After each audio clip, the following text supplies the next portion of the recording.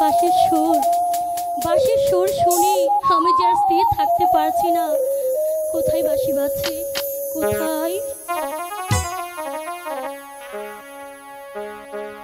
এ কি, থামলে কেন? বাজাও বাঁশি, আমি তোমার বাঁশির সুর শুনবো। সত্যি? কিন্তু এখন যে আমার হাতে সময় নেই। ওই তো চেয়ে দেখো, আমার গরুর পাল চলে যাচ্ছে। তাই তো এখন আমাকে যেতে হবে। তোমার বাঁশি সুর যে বন্ধু, আচ্ছা কি বাজা